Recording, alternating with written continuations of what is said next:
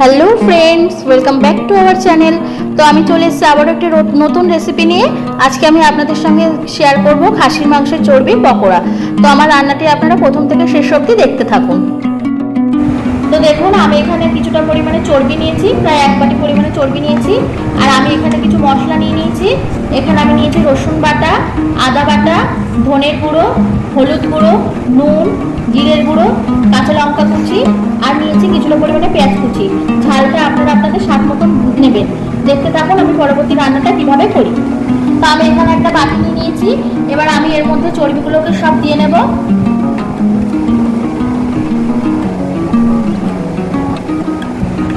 তো আমি এবার মশলাগুলো সব এর মধ্যে দিয়ে নেবো।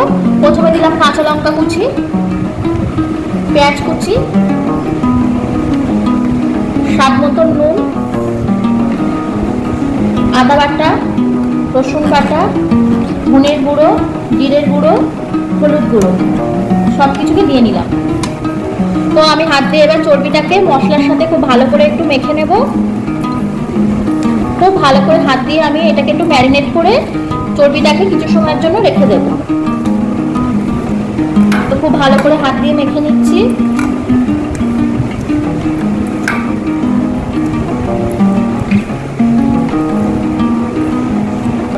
এটা আমাদের মাখা হয়ে গেছে। এবার আমরা একটা প্লেট দিয়ে এটাকে কিছু সময়ের জন্য ঢাকা দিয়ে রেখে দেবো। চর্বিটাকে 10 মিনিট মতন ম্যারিনেট করে রেখে দেবো। তারপরে পরবর্তী রান্নায় ফিরে আসছি। দেখুন বন্ধুরা, এটা আমাদের হয়ে গেছে 10 মিনিট মতন। এবার একটা ব্যাটার বানিয়ে নেব। দিয়ে নেবো এর মধ্যে 2 চামচ পরিমাণে চালের গুঁড়ো, 1 চামচ পরিমাণ কর্নফ্লাওয়ার, আর দিয়ে নেবো বেসন, সামান্য একটু লঙ্কার গুঁড়ো দিয়ে দেবো। ঝালটা আপনারা আপনাদের স্বাদ মতন দেবেন। এবার জল দিয়ে একটা ব্যাটার বানিয়ে নেব। জলটা অল্প অল্প পরিমাণে দেব। হাত দিয়ে ভালো করে এটাকে মেশাবো আর জল দেব। জলটা কিন্তু খুব আস্তে আস্তে অল্প অল্প করে দিতে হবে, একবারে দিয়ে দিলে হবে না, তাহলে কিন্তু এটা পাতলা হয়ে যাবে। জলটা একটু অল্প অল্প করেই দিতে হবে।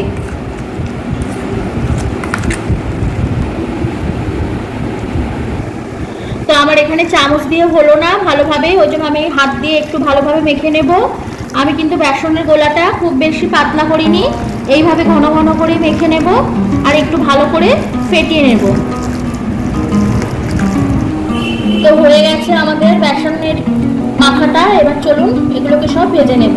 ছাওয়া আসছে তো, ঠিক আছে। কড়াইতে দিয়ে নেব পরিমাণ মতন তেল। বন্ধুরা, আমি তোমাদের একটা টিপস দিয়ে দিই। আমি যে তেল গরম করছি, এই গরম তেল একটু এর মধ্যে দিয়ে দেবো, তাহলে এই পকোড়াটা আরও বেশি ক্রিস্পি হবে। আপনারাও এরকমভাবে দিয়ে নেবেন। এটা একটা সিক্রেট রেসিপি, এটাকে দিয়ে নেবেন, তাহলে পকোড়াটা আরও খুব সুন্দর ক্রিস্পি হবে। এটা আপনারা যে কোনো পকোড়ার মধ্যেই দিতে পারেন। তেল গরম হয়ে গেছে। এবার আমি পকোড়াগুলোকে ছোট ছোট করে ভেজে নেব।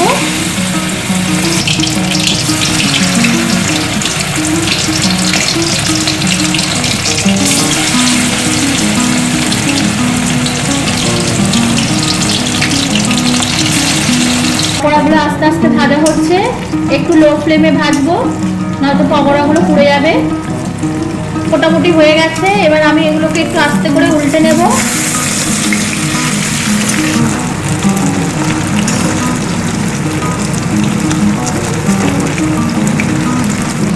দেখুন বন্ধুরা, এগুলো আমাদের মোটামুটি হয়ে গেছে। ভালোভাবে উল্টে পাল্টে ভালোভাবে লাল লাল করে ভেজে নেবো, যাতে ভেতরটা কাঁচা না থাকে। একটু সময় নিয়েই করতে হবে।